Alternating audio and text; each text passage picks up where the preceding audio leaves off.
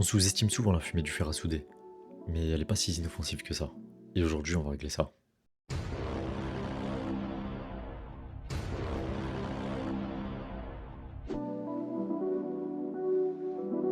Quand on soude, la chaleur fait fondre le flux, la résine ou l'étain, et ça dégage des particules fines, du formaldéhyde et parfois même du plomb.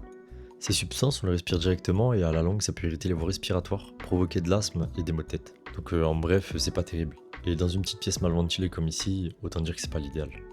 Donc je me suis dit que ce serait l'occasion parfaite de créer un mini extracteur d'air. Un petit truc compact mais qui fait l'affaire.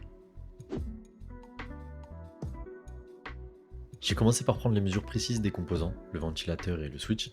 L'idée c'est d'avoir une base propre avant de modéliser. J'ai ensuite modélisé rapidement ces composants pour m'aider à construire autour d'eux. J'ai d'abord conçu deux pièces essentielles. Une cassette en deux parties qui viendra maintenir le filtre et un support pour fixer le ventilo au boîtier. Pour la cassette, j'ai découpé un petit filtre et pas aux bonnes dimensions. Il suffit de le mettre dans la première partie, puis je viens refermer le tout avec la deuxième pièce, en vissant avec quelques vis M3 pour maintenir le filtre bien en place. Comme ça, je peux le démonter facilement si je veux changer le filtre plus tard. Et voilà le rendu final. Propre, compact, et le filtre est bien maintenu au centre de la cassette. Là, je me rends compte d'un petit souci. La pièce du support du ventilo ne rentre pas correctement. J'ai dû couper quelques pattes du ventilateur pour que ça rentre dans ma pièce. Pas l'idéal, mais ça a été efficace. Ensuite, j'attaquais le cœur du projet, la modélisation du boîtier complet. Rail interne pour la cassette et emplacement pour fixer le ventilo. Après avoir slicé le fichier sur Bamboo Studio, j'ai lancé l'impression complète. L'impression est terminée, je récupère le boîtier directement sur le plateau. Et franchement, le rendu est propre. Les parois sont bien nettes, c'est exactement ce que je voulais. J'ai retiré tous les supports, ça s'enlève plutôt facilement grâce au bon réglage.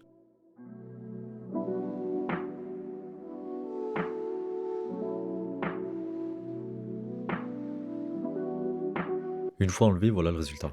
Le boîtier est clean, prêt à accueillir les composants. C'est là que je me suis rendu compte de quelques défauts. Pas de support suffisant sur la face avant et une petite erreur sur le rail de la cassette. J'aurais pu le coller à la face pour ne pas avoir ce petit écart entre la face et le filtre. Rien de bloquant mais envisagé si je veux faire une V2.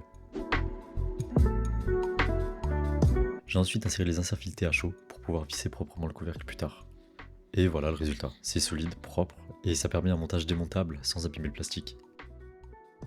Pour fixer le ventilateur, j'avais prévu des trous pour des vis M3.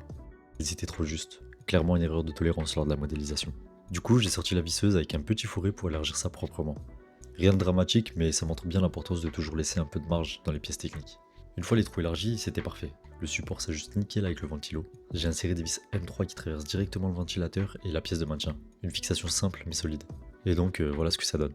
Tout est bien aligné, le ventilo est bien maintenu, prêt à être intégré dans le boîtier. Je fixe maintenant le ventilateur dans le boîtier, simplement en vissant la pièce de maintien avec 4 vis M3. Ensuite, je viens insérer la cassette filtrante. L'ajustement est bien serré, il y a un peu de friction à l'entrée, mais au moins je suis sûr que ça ne bougera pas une fois en place. Et voilà le résultat à l'intérieur. On voit bien l'ensemble en place. Et comme je le disais plus tôt, il y a ce petit écart entre le filtre et la face avant. J'ai commencé par couper la connectique de l'alimentation et dénuder les deux fils. Côté ventilo, il y avait 4 fils, mais on n'en utilise que 2, le 12 volts et le GND. J'ai donc isolé les deux autres avec un peu de scotch isolant.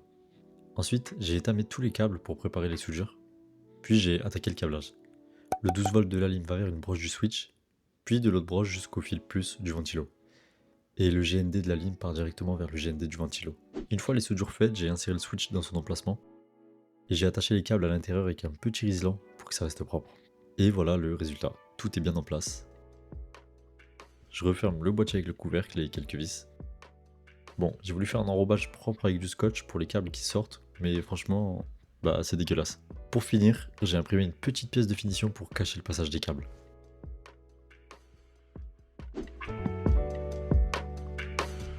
Test en conditions réelles. Je fais fondre un peu d'étain pour voir si tout fonctionne. Le câblage est bon, l'interrupteur réagit bien et surtout, ça aspire bien la fumée. Bon, c'est vrai, c'est pas le projet le plus esthétique du monde. Ce que je voulais, c'était un système fonctionnel que je pouvais imprimer facilement et rapidement et utiliser sur le bureau sans prendre la tête. Mais c'est que le début. Maintenant que je l'ai testé, je vais pouvoir réfléchir et pourquoi pas envisager une V2 un petit peu plus aboutie quand même. Avec déjà un meilleur esthétique, une plus belle gueule. Non, parce que là, vraiment, ça fait juste gros cube. Mon switch ici, il est même pas centré. Je m'en suis rendu compte un peu plus tard. Je sais pas ce que j'ai fait dans la modélisation pour qu'il soit comme ça. Mais bon, ça fonctionne. En tout cas, ça va faire le taf pour l'instant et on verra la suite. Si le projet t'a plu, n'hésite pas à t'abonner et il y aura plein d'autres projets comme ça qui arriveront prochainement. J'ai créé une micro-entreprise dans l'impression 3D. C'est une envie que j'avais depuis un moment, mais il fallait juste que je passe à l'action. Avant d'envisager quoi que ce soit, il fallait que je crée une identité. Première étape, trouver